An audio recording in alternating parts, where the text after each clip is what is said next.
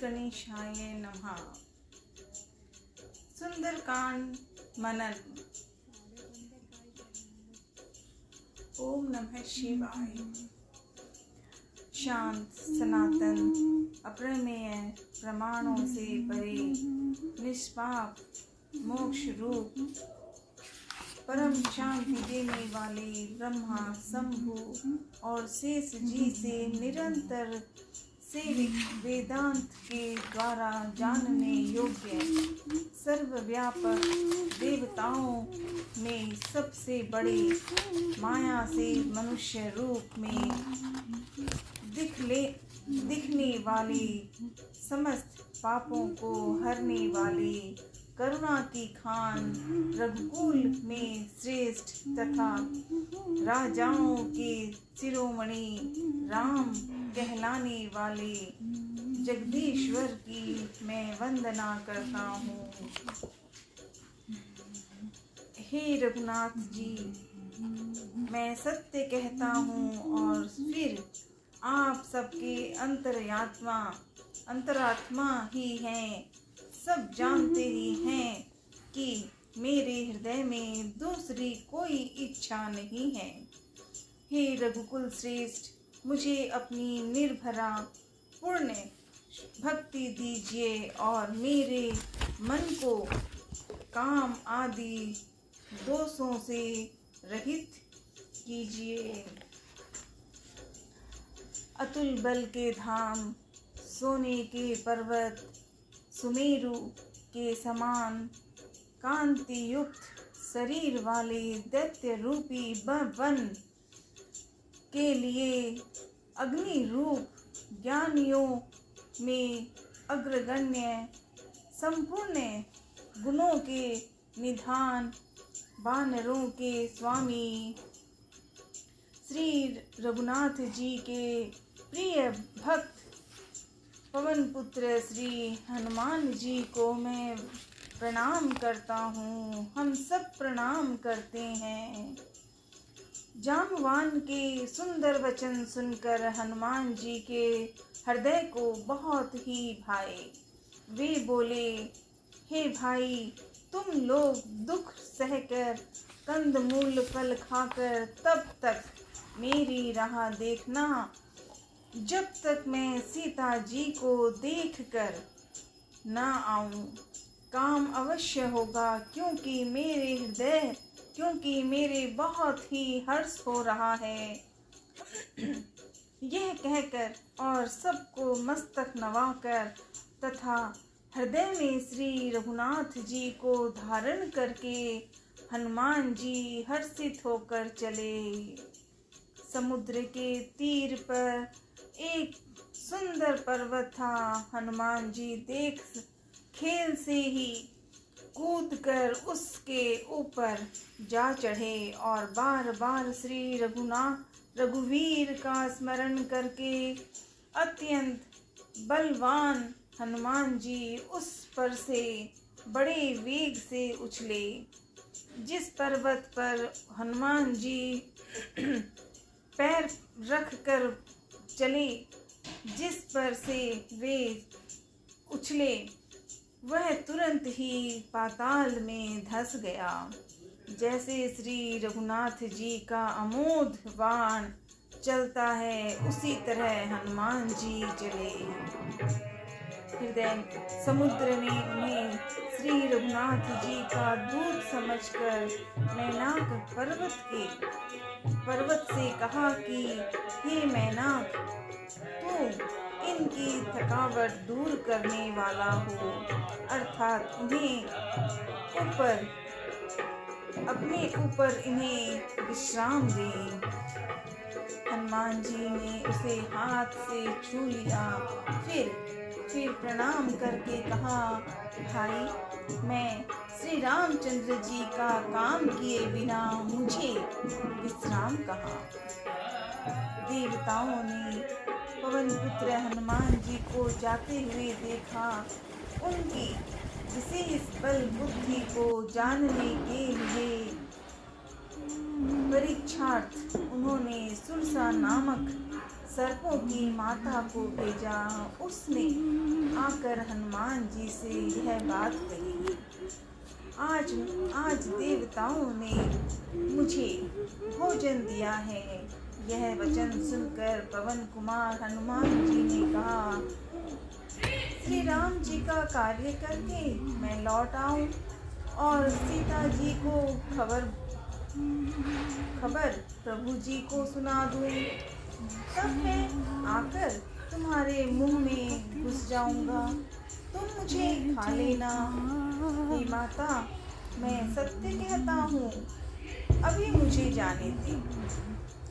जब किसी भी उपाय से उसने जाने नहीं दिया, तब हनुमान जी ने कहा, तो फिर मुझे खा न ले। उसने योजन भर 4 कोस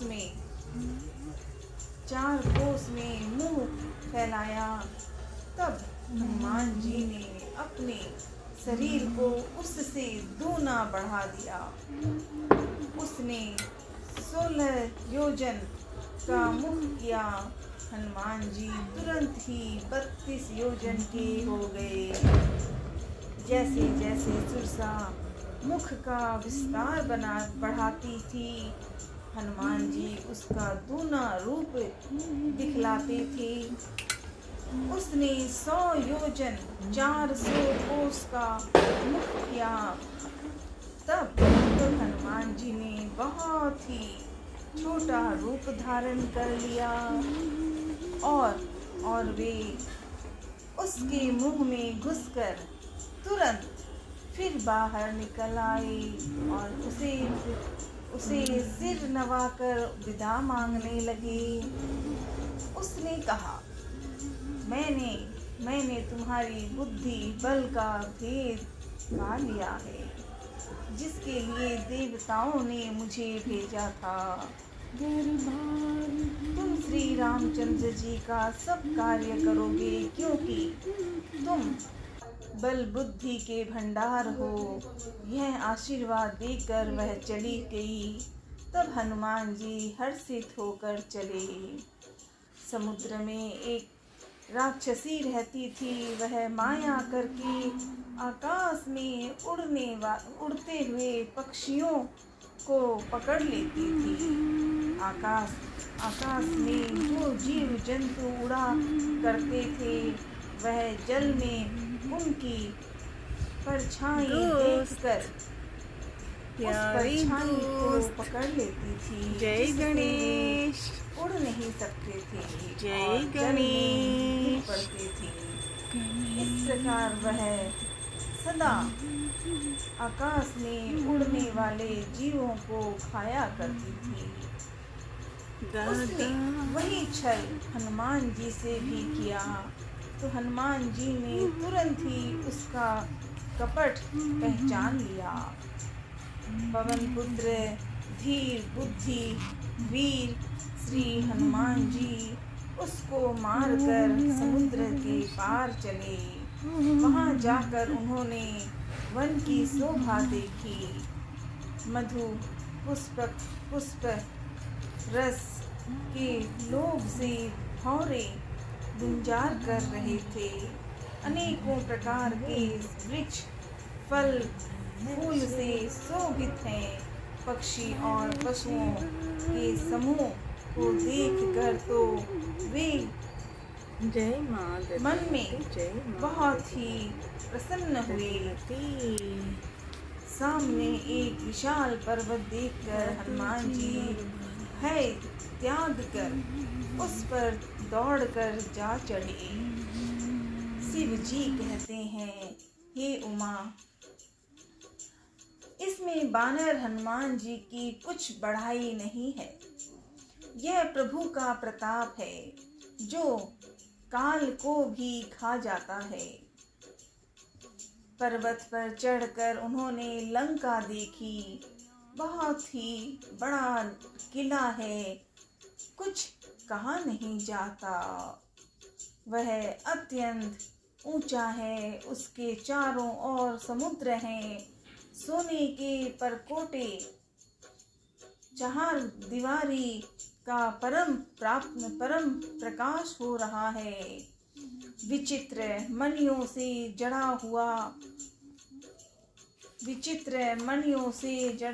जड़ा हुआ सोने का परकोटा है।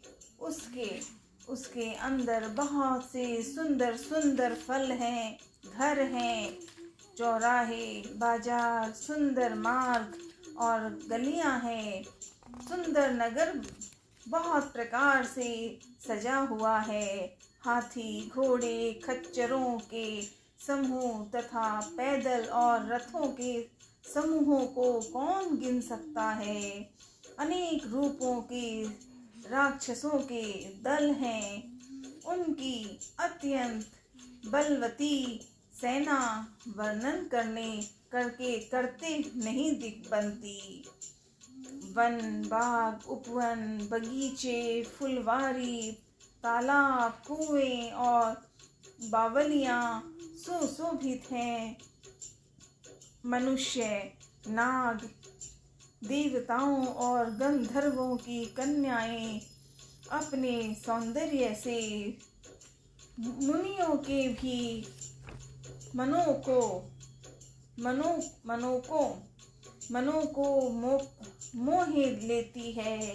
कहीं पर्वत के समान विशाल शरीर वाले बड़े ही बलवान मल्ल पहलवान गरज रहे हैं। वे अनेकों अखाड़ों में बहुत प्रकार से भिड़ते और एक दूसरे को ललकारते हैं। भयंकर शरीर वाले करोड़ों योद्धा यत्न करके बड़ी सावधानी से नगर की चारों दिशाओं में रखवाली करते हैं। कहीं दुष्ट राक्षस भैंसों, मनुष्यों, गायों, गधों और बकरों को खा लेते हैं। श्री तुलसीदास जी इनकी कथा इसीलिए कुछ थोड़ी सी कही है कि ये निश्चय ही श्री रामचंद्र जी के वाण रूपी तीर्थ में शरीरों को त्याग कर परम गति पावेंगे। नगर के बहुसंख्यक रखवालों को देखकर हनुमान जी ने मन में विचार किया कि अत्यंत छोटा रूप धरूं और रात के समय नगर में प्रवेश करूं। हनुमान जी मच्छर के समान छोटा सा रूप धारण कर नर रूप से लीला करने वाले भगवान श्री रामचंद्र जी का स्मरण करके लंका को चले। लंका के द्वार पर लंकिनी नाम की एक राक्षसी रहती थी। वह बोली, मेरा निरादर करके बिना मुझसे पूछे कहाँ चला जा रहा है। हे मूर्ख, तूने मेरा भेद नहीं जाना। जहाँ तक जितने चोर हैं वे सब मेरे आहार हैं। महाकवि हनुमान जी ने उसे एक घूसा मारा, जिससे वह खून की उल्टी करती हुई पृथ्वी पर लुढ़क पड़ी। वह लंकिनी फिर अपने को संभाल कर उठी और डर के मारे हाथ जोड़कर विनती करने लगी।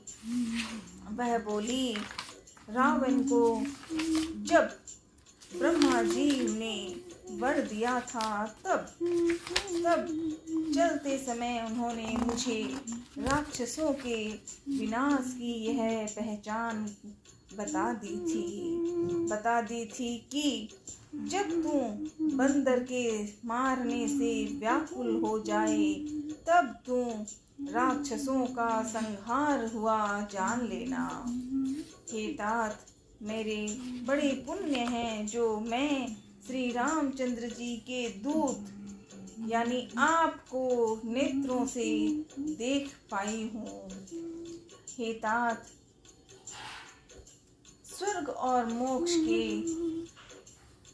सब सुखों को तराजू के एक पलड़े में रखा जाए तो भी वे सब मिलकर दूसरे पलड़े पर रखे गए हुए उस सुख के बराबर नहीं हो सकते जो क्षण मात्र के सत्संग से होता है। अयोध्यापुरी के राजा श्री रघुनाथ जी को हृदय में धर रखे हुए नगर में प्रवेश करके सब काम कीजिए। उसके लिए विष अमृत हो जाता है, शत्रु मित्रता करने लगते हैं, समुद्र गाय के खूर के बराबर हो जाता है, अग्नि में शीतलता आ जाती है।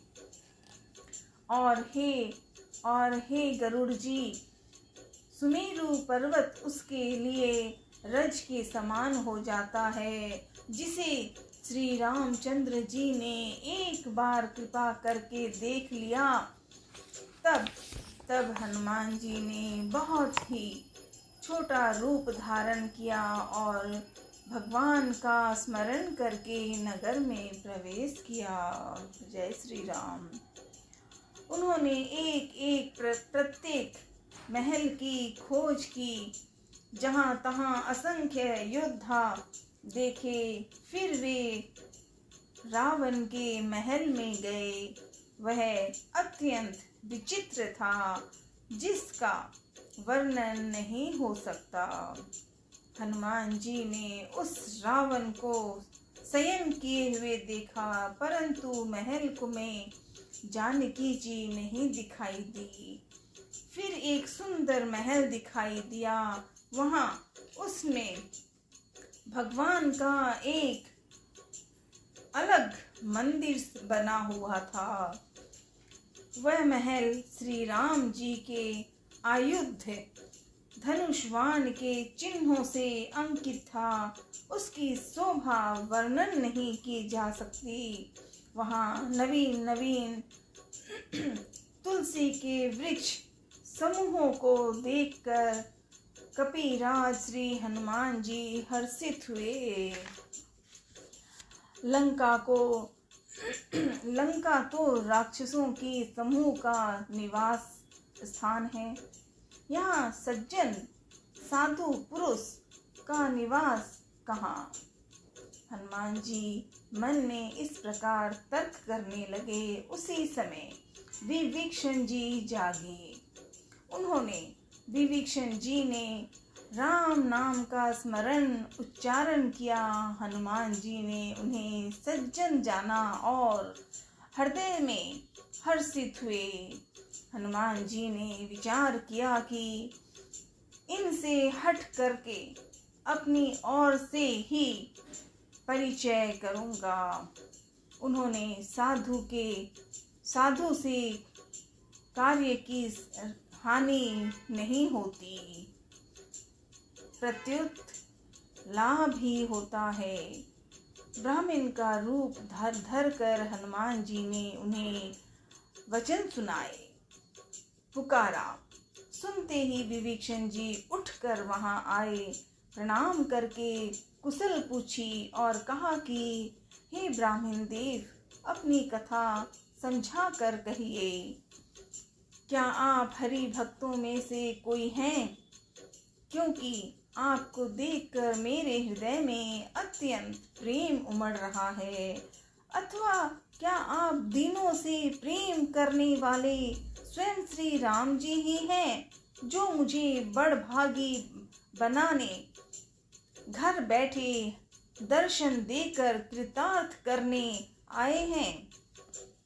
तब हनुमान जी ने श्री रामचंद्र जी की सारी कथा कहकर उनका नाम बताया, अपना नाम बताया।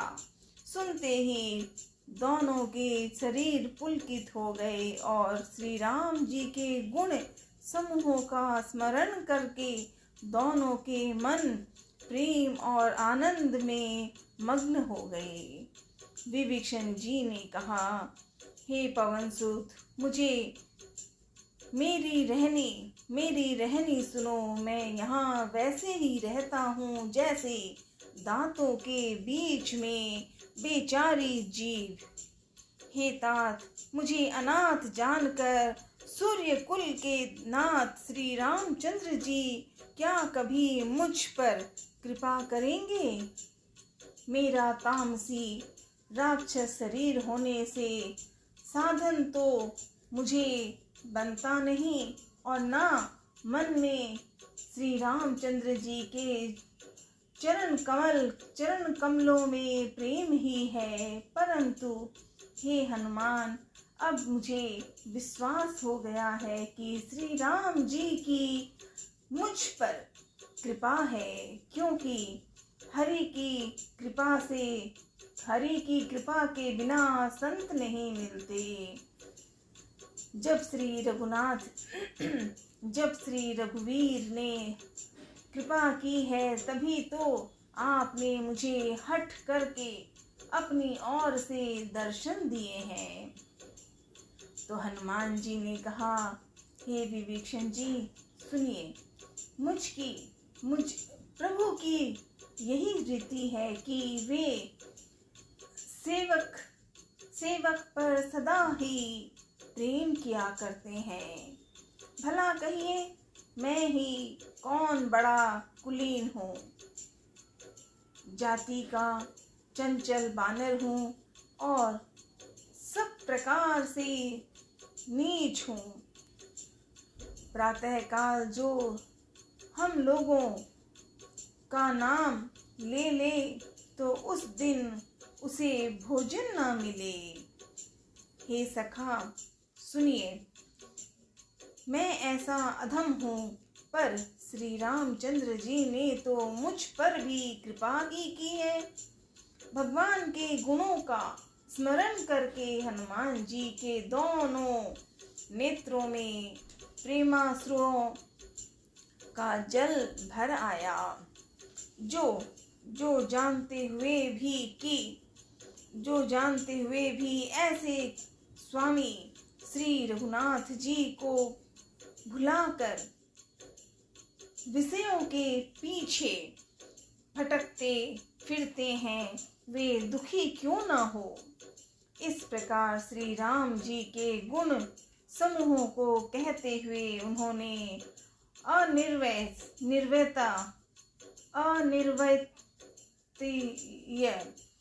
परम शांति प्राप्त की।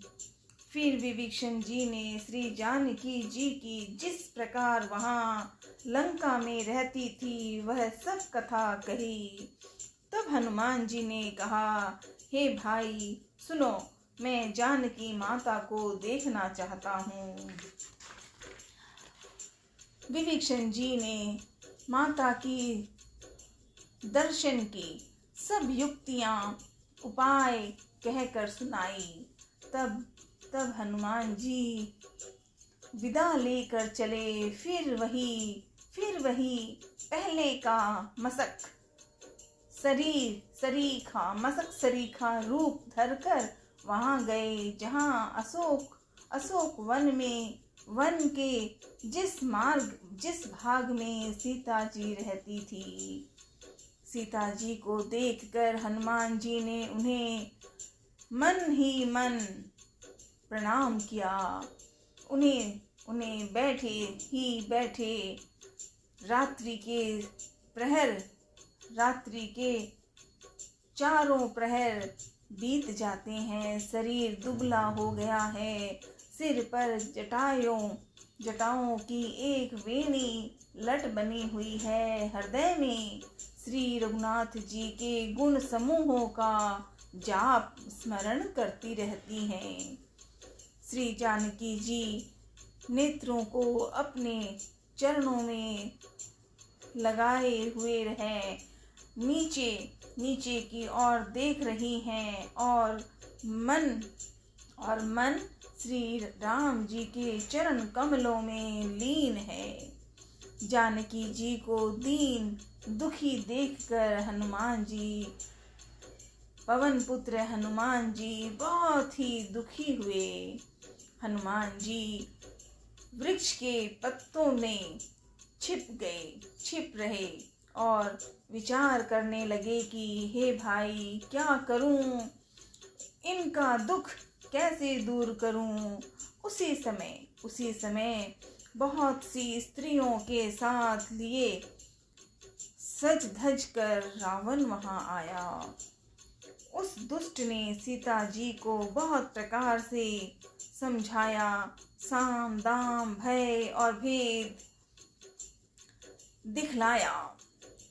रावण ने कहा, हे सुमुखी, हे सयानी, सुनो, मंदोदरी आदि सब रानियों को मैं तुम्हारी दासी बना दूंगा।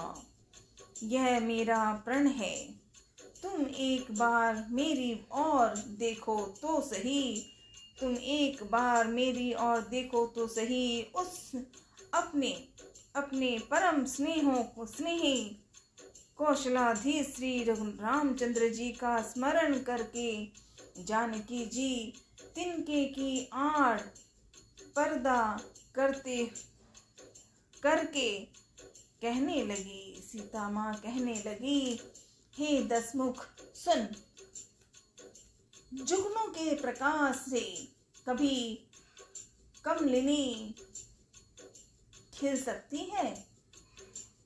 जानकी जी फिर कहती हैं, तू अपने लिए भी ऐसा ही मन में समझ ले। रे दुष्ट, तुझे श्री रघुवीर की वाण की खबर नहीं है। रे पापी, तू मुझे सुने में हर लाया है। रे अधम निर्लज्ज, तुझे लज्जा नहीं आती। अपने को जुगनू के समान और रामचंद्र जी को सूर्य के समान सुनकर और सीता जी के कठोर वचनों को सुनकर रावण तलवार निकालकर बड़े गुस्से में आकर बोला, सीता, तूने मेरा अपमान किया है। मैं तेरा सिर इस कठोर कृपाण से काट डालूंगा। नहीं तो अभी भी जल्दी मेरी बात मान लो। हे सुमुखी, नहीं तो जीवन से हाथ धोना पड़ेगा। सीता जी ने कहा, हे दशग्रीव, प्रभु की भुजा जो श्याम कमल की माला के समान सुंदर और हाथी की सूंड के समान पुष्ट और विशाल है, या तो वह भुजा ही मेरे कंठ में पड़ेगी या तेरी भयानक तलवार ही। रे सठ, सुन, यदि मेरा सच्चा प्रण है। रे सठ, सुन, यही मेरा सच्चा प्रण है। सीता जी कहती हैं, हे चंद्रहास तलवार, श्री रघुनाथ जी के विरह की अग्नि से उत्पन्न मेरी बड़ी भारी जलन को तू हर ले। हे तलवार, तू शीतल, तीव्र और श्रेष्ठ धारा बहाती है, अर्थात तेरी धारा ठंडी और तेज है। तू मेरे दुख के बोझ को हर ले। सीता जी के ये वचन सुनते ही वह मारने दौड़ा। तब मैं दानव की पुत्री मंदोदरी ने नीति कहकर उसे समझाया। तब रावण ने सब राक्षसियों को बुलाकर कहा कि जाकर सीता को बहुत प्रकार से भय दिखलाओ। यदि महीने भर में यह यदि महीने भर में यह कहा न माने तो मैं इसे तलवार निकाल कर मार डालूंगा। यूं कहकर रावण घर चला गया। वहाँ राक्षसियों के समूह बहुत बहुत से बुरे रूप धरकर सीता जी को भय दिखलाने लगे। उनके एक त्रिजटा नाम की राक्षसी थी। उसकी श्री रामचंद्र जी के चरणों में प्रीति थी और वह विवेक ज्ञान में निपुण थी। उसने सबों को बुलाकर अपना स्वप्न सुनाया और कहा, सीता जी की सेवा करके अपना कल्याण कर लो। स्वप्न में मैंने देखा है एक बंदर ने लंका जला दी है। राक्षसों की सारी सेना मार डाली गई है। रावण नंगा है और गधे पर सवार है। उसके सिर मुंडे हुए हैं, 20 भुजाएं कटी हुई है। इस प्रकार से यह दक्षिण यमपुरी की दिशा को जा रहा है और मानो लंका विभीषण ने पाई है। नगर में श्री रामचंद्र जी की दुहाई है, दुहाई फिर गई। तब प्रभु ने सीता जी को बुला भेजा है। मैं पुकार कर निश्चय के साथ कहती हूँ कि यह स्वप्न 4 मतलब कुछ ही दिनों बाद सत्य होकर रहेगा। उसके वचन सुनकर वे सब राक्षसियां डर गईं और जानकी जी के चरणों पर गिर पड़ी।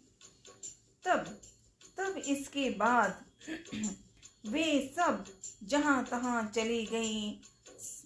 सीता जी मन में सोच करने लगी कि एक महीना बीत जाने पर नीच राक्षस रावण मुझे मारेगा। सीता जी हाथ जोड़कर त्रिजटा माँ से बोली, हे माता, तू मेरी विपत्ति की संगिनी है।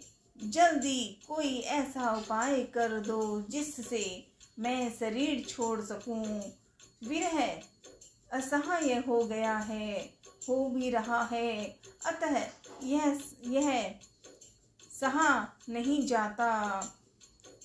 काठ लाकर चिता बनाकर सजा दे हे माता, फिर उसमें आग लगा दे। हे सयानी, तू मेरी प्रीति को सत्य कर दे। रावण की सेल के समान दुख देने वाली वाणी कानों से कौन सुने। सीता जी के वचन सुनकर त्रिजटा जी ने चरण पकड़कर उन्हें समझाया और प्रभु का प्रताप, बल और सुयश सुनाया। उसने कहा, हे सुकुमारी, सुनो, रात्रि के समय आग नहीं मिलेगी। ऐसा कहकर वह अपने घर चली गई। सीता जी मन ही मन कहने लगी, क्या करूं, विधाता ही विपत्ति हो गया है ना। सीता जी कहने लगी, क्या करूं, विधाता ही विपरीत हो गया है। न आग मिलेगी न पीड़ा मिलेगी। आकाश में अंगारे प्रकट दिखाई दे रहे हैं, पर पृथ्वी पर एक भी तारा नहीं आता। चंद्रमा अग्निमय है, किंतु वह भी मानो मुझे हतभागिनी जानकर आग नहीं बरसाता। हे अशोक वृक्ष, मुझे मेरी विनती सुन, मेरा शोक हर ले और अपना अशोक नाम सत्य कर दे। तेरे नए नए कोमल पत्ते अग्नि के समान हैं। अग्नि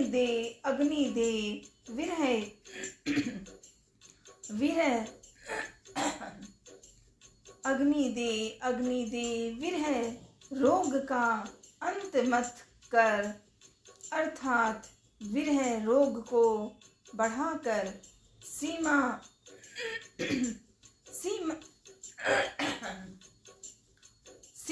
तक न पहुंचा। सीता जी को विरह से परम व्याकुल देखकर वह क्षण हनुमान जी को कल्प के समान बीता। तब हनुमान जी ने हृदय में विचार कर सीता जी के सामने अंगूठी डाल दी। मानो अशोक ने अंगारा दे दिया। यह समझकर सीता जी ने हर्षित होकर उठकर उसे हाथ में ले लिया। तब उन्होंने राम नाम से अंकित अत्यंत सुंदर एवं मनोहर अंगूठी देखी। अंगूठी को पहचान कर सीता जी आश्चर्यचकित होकर उसे देखने लगी और हर्ष तथा विषाद से हृदय में अकुलाग उठी। वे सोचने लगी, श्री रघुनाथ जी तो सर्वथा अजय हैं। उन्हें कौन जीत सकता है। और माया के उपादान से सर्वथा रहित दिव्य चिन्मय अंगूठी बनाई नहीं जा सकती।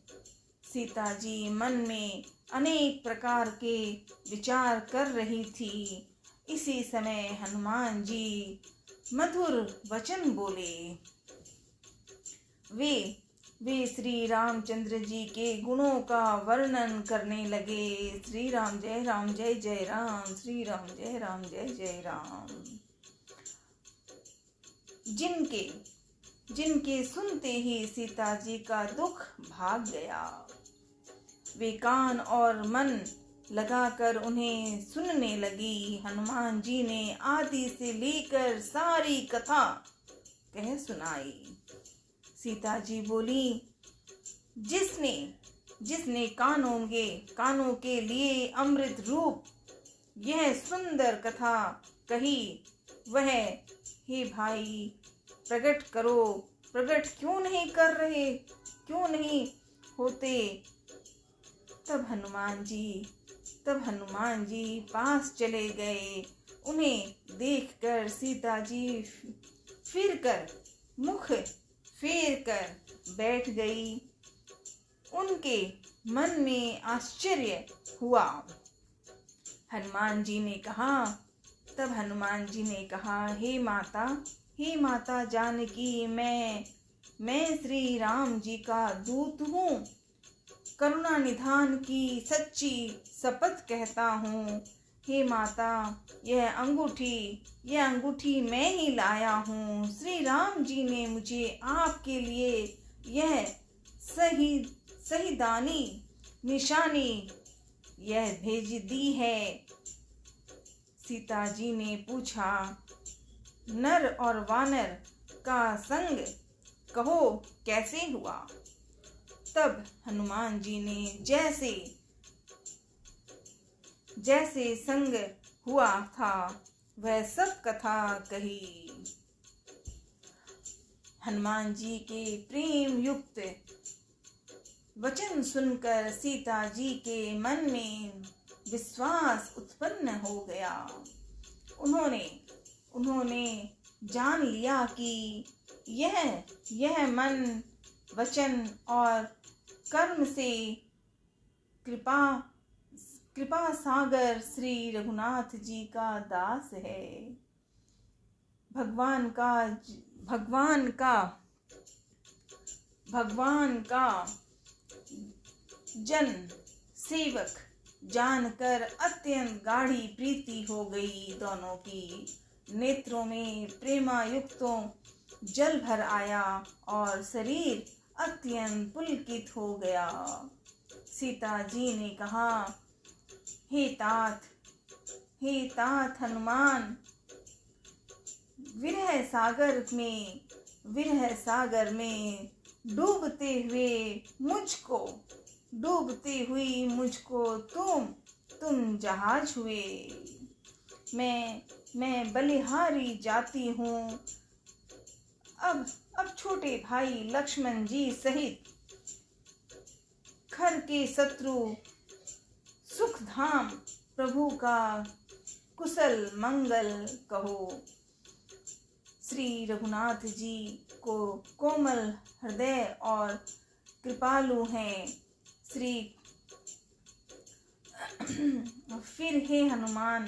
फिर हे हनुमान उन्होंने किस कारण यह निष्ठुरता धारण कर ली है। सेवक को सुख देना उनकी स्वाभाविक वाण है। वे श्री रघुनाथ जी क्या कभी मेरी भी याद करते हैं? हे तात, क्या कभी उनके कोमल सांवले अंगों को देखकर मेरे नेत्र शीतल होंगे? मुंह से वचन नहीं निकलता। नेत्रों में विरह के आंसुओं का जल भर आया। बड़े दुख से सीता जी बोली, हाँ तात, आपने मुझे बिल्कुल ही भुला दिया। सीता जी को विरह से परम व्याकुल देखकर हनुमान जी कोमल और विनीत वचन बोले, हे माता, सुंदर कृपा के धाम प्रभु भाई लक्ष्मण जी के सहित शरीर से कुशल हैं, परंतु आपके दुख से दुखी हैं। हे माता, मन में गलानी ना मानिए। मन छोटा करके दुख ना कीजिए। श्री रामचंद्र जी के हृदय में आपसे दूना प्रेम है।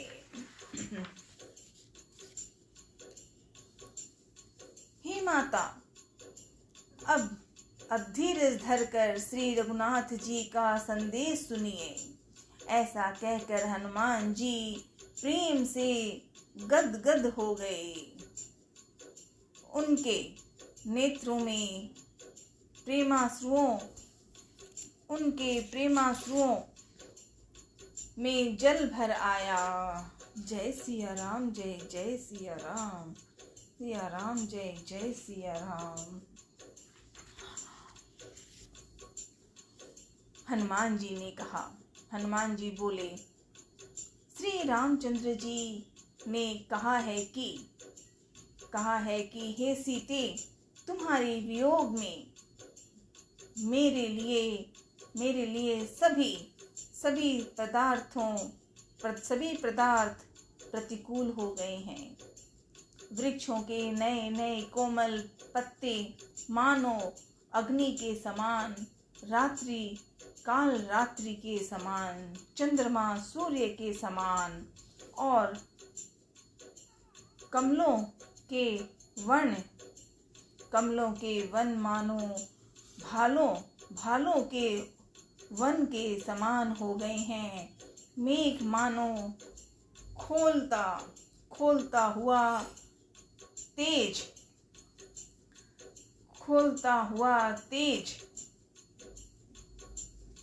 बरसाते हैं। जो हित करने वाले थे वे ही अब पीड़ा देने लगे हैं। त्रिविध, शीतल, मंद, सुंदर वायु सांप के श्वास के समान जहरीली और गर्म हो गई है। मन का दुख कह डालने से भी मन का दुख कह डालने से भी कुछ घट जाता है। पर कहूँ किससे यह दुख कोई जानता नहीं। हे प्रिय, मेरे और तेरे प्रेम का तत्व रहस्य एक मेरा मन ही जानता है, और वह मन सदा तेरे ही पास रहता है। बस मेरे प्रेम का सार इतने में ही समझ ले। प्रभु का संदेश सुनते ही जानकी जी प्रेम में मग्न हो गई। उन्हें शरीर की सुध न रही। हनुमान जी ने कहा, हे माता, हृदय में धैर्य धारण करिए और सेवकों को सुख देने वाले श्री राम जी का स्मरण करिए। श्री रघुनाथ जी की प्रभुता को हृदय में लाइए और मेरे वचन सुनकर कायरता छोड़ दीजिए। राक्षसों के समूह पतंगों के समान और श्री रामचंद्र जी के बाण अग्नि के समान हैं। हे माता, हृदय में धैर्य धारण कीजिए और राक्षसों को जला ही समझ लें। श्री रामचंद्र जी ने यदि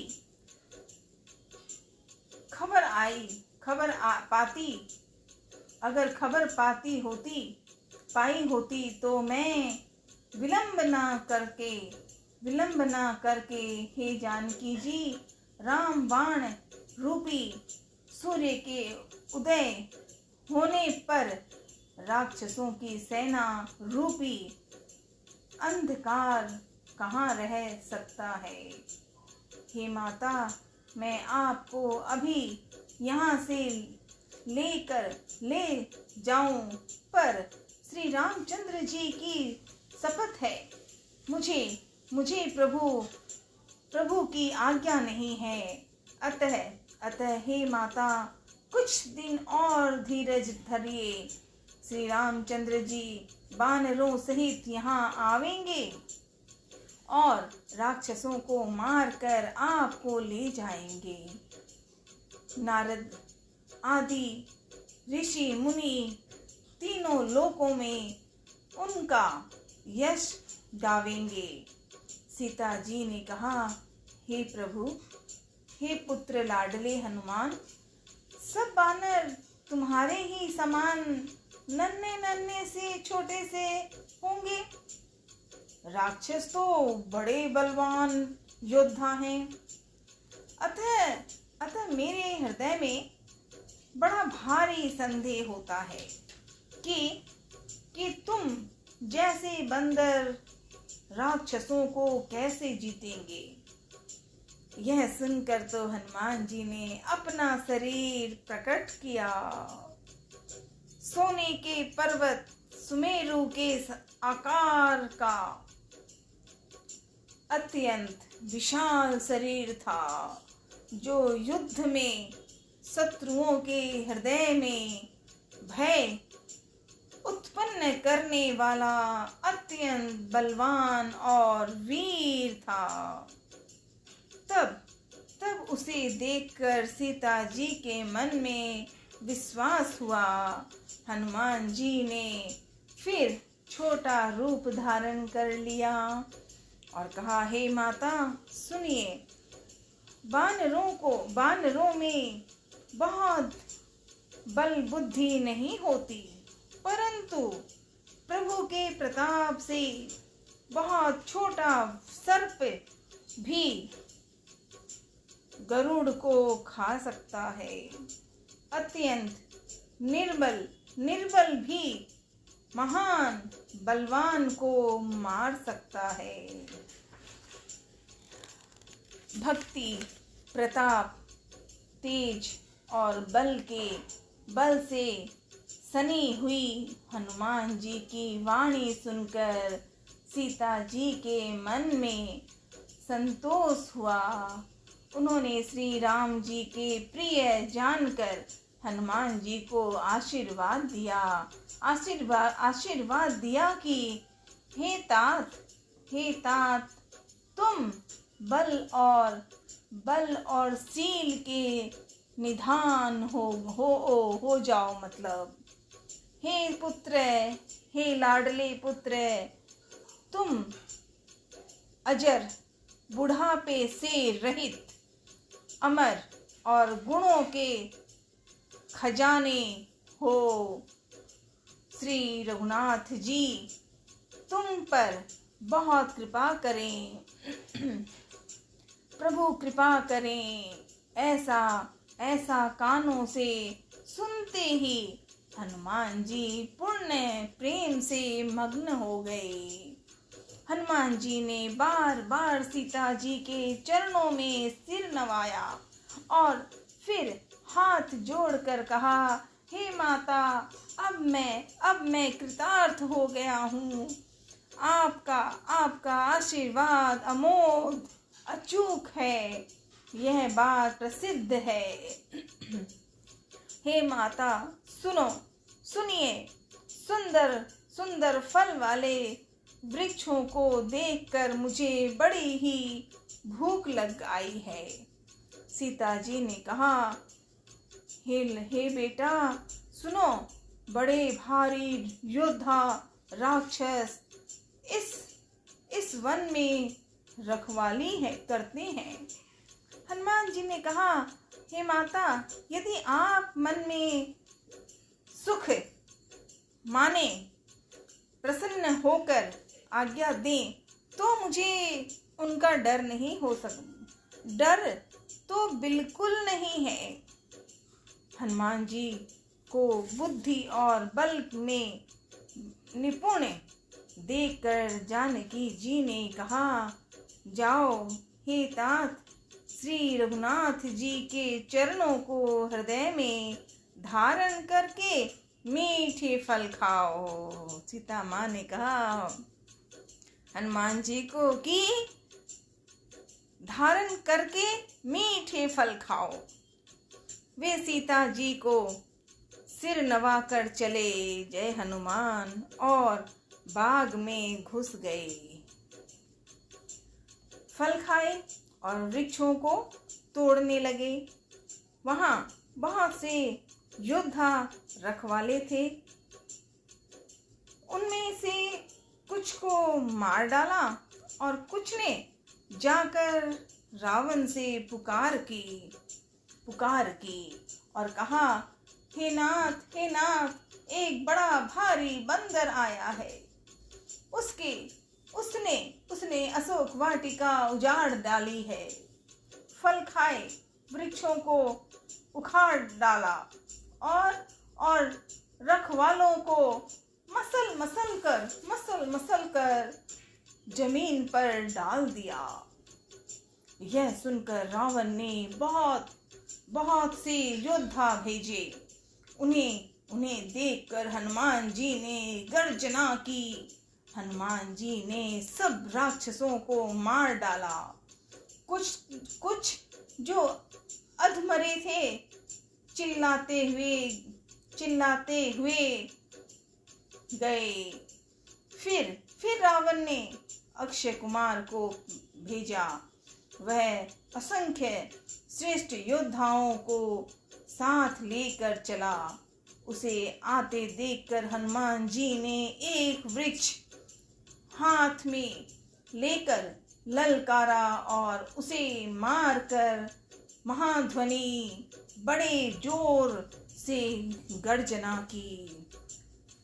उन्होंने सेना में कुछ को मार डाला और कुछ को मसल डाला और कुछ को पकड़ पकड़ कर धूल में मिला दिया।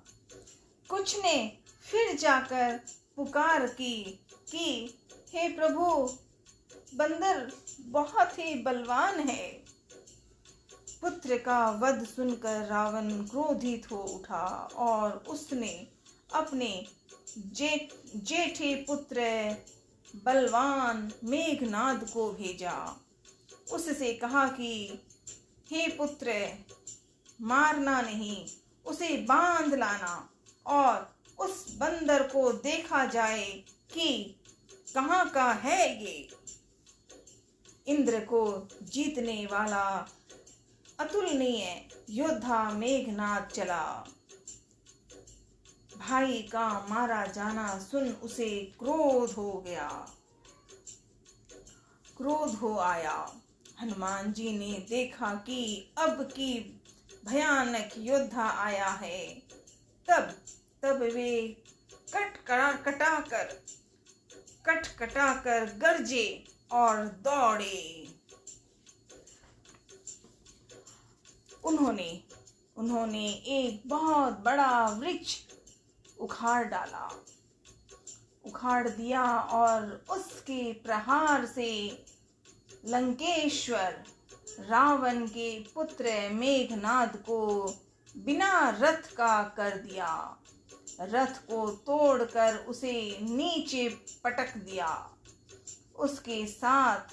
उसके साथ जो बड़े बड़े योद्धा थे उनको पकड़ कर हनुमान जी ने अपने शरीर से मसल दिया। ठिशुम ठिशुम।